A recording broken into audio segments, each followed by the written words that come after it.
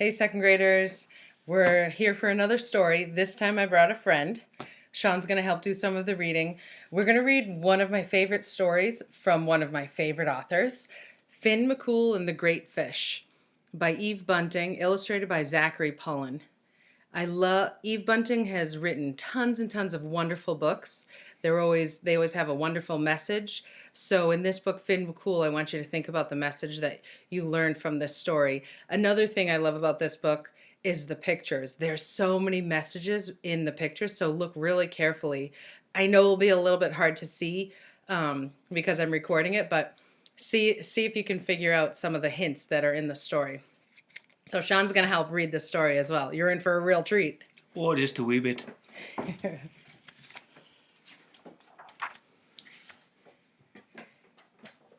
Finn McCool and the Great Fish by Eve Bunting, illustrated by Zachary Pullen.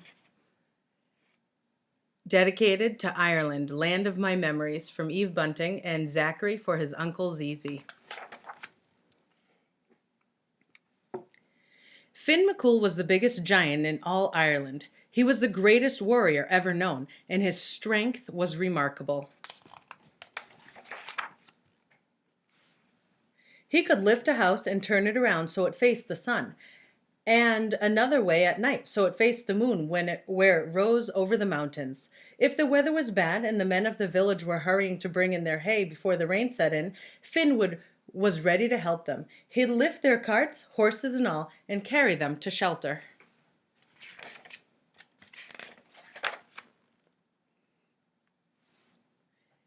"He's the best-hearted man that ever walked on Ireland's green grass," the people said. "We're blessed at having him live here with us in Drumnahoon." But they were agreed on one thing that was seldom mentioned. Finn wasn't terribly smart. "He's a bit of a turnip head," they'd whisper sometimes and smile affectionately. "He doesn't know much, but he's a great big man for that." One day, Finn heard the whispers and knew it to be true.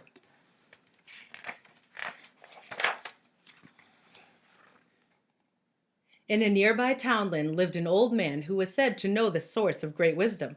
It was said he had promised to reveal it to only the right one.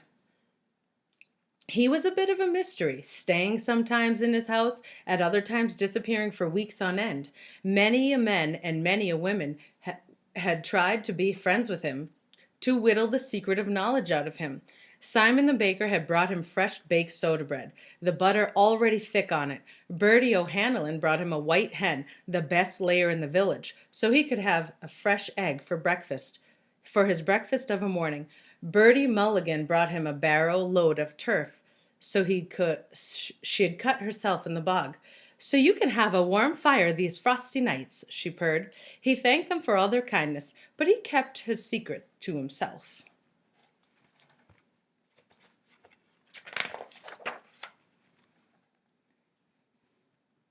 It was the day after Bertie's visit that Finn came to him. He couldn't fit in the house, so he sat outside, his hands resting on the roof. "Oh, old man," he called. "it's Finn McCool, and I've come to ask you to share your secret of wisdom with me."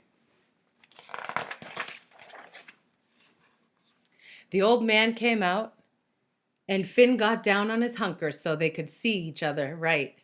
"I know who you are, and I was waiting for you to come," the old man said.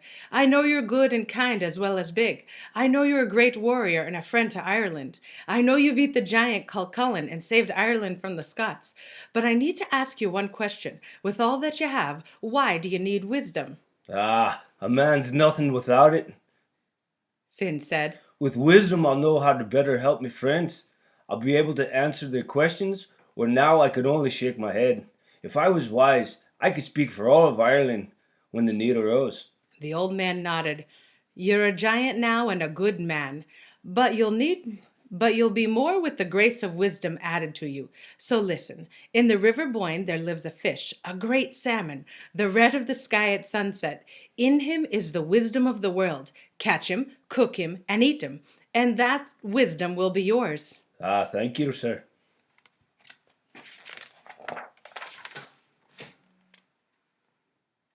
Two strides took him to the River Boyne. He dropped in his line. There were fish in the cool, gurgling waters, brown fish, silver fish, fish with the sheen of a copper penny, but none as red as the sky at sunset.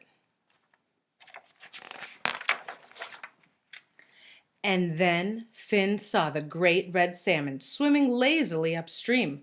Gora! Oops, sorry, your part. Gora! Finn thought, it's as if it's looking for something. The salmon swam around the line, then took the bait and the hook. The river boyne tossed and tumbled as Finn pulled the fish ashore. There was mumbling and rumbling that seemed to come from the river itself, and the idea came to Finn that the river didn't want to let go of its great fish.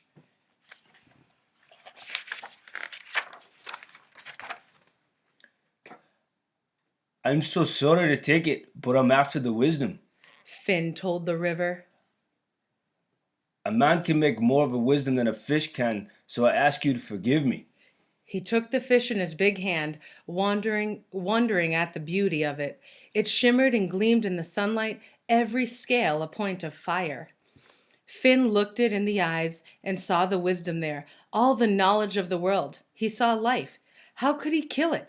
How could he eat it? The thought made him shudder. He spoke to the fish. You have the wisdom I wanted it, but not if I have to sacrifice you, he said.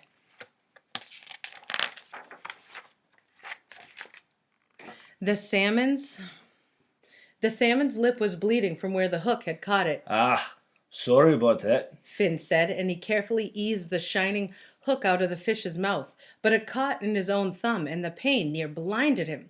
He took his thumb to his mouth and sucked on it, and he tasted something he had never tasted before. His blood, the salmon's blood? There was a tide in him as if something unknown had entered his body, something strange and beautiful. The fish spoke. I thank you for sparing my life. I was prepared to let go of it, but now my wisdom has seeped into you along with my blood. It is known to me that you will use it in services of others and of Ireland. Finn stared. He'd never heard a fish speak. But why did you let me catch you, if you were wise enough not to take the baited hook? Maybe I knew whose hook it was. Maybe I've been waiting for you to come. Thank you. I'll use the gift well.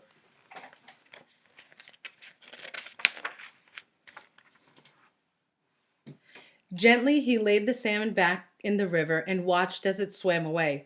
Was it a lighter shade of red now?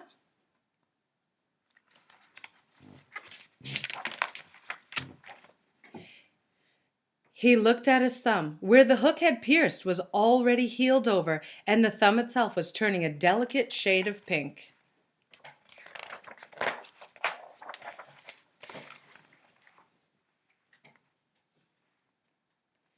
Finn told no one about his encounter with the salmon of wisdom, but he felt a need to tell the old man. He found the house empty, the old man gone. The barrow load of turf was sat unused. The soda bread on the kitchen table was uneaten. The eggs in the hen's nest were ungathered. But on the path was a glittering trail that might have been fish scales, every one a point of fire.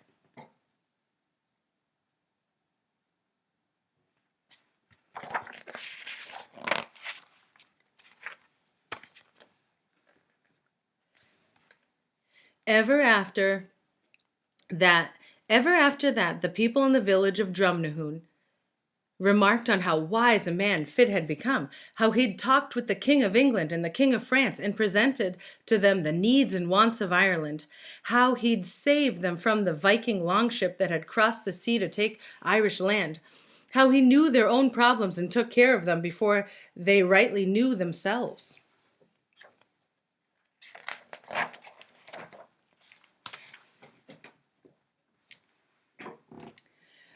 But still, he's the same good Finn he always was, they agreed.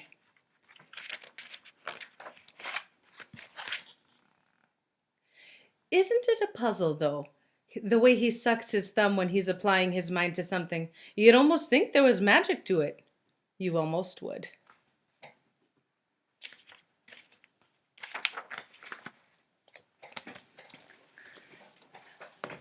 All right, what lesson did you learn from this story? There's more than one here, and I hope you were able to see some of the pictures because they give a lot of message as well, just like we've talked about in school, that you can learn from the pictures as well as the words. We hope you enjoyed the story, Finn McCool, and we'll see you soon. Oh, have a good night. Thank you very much.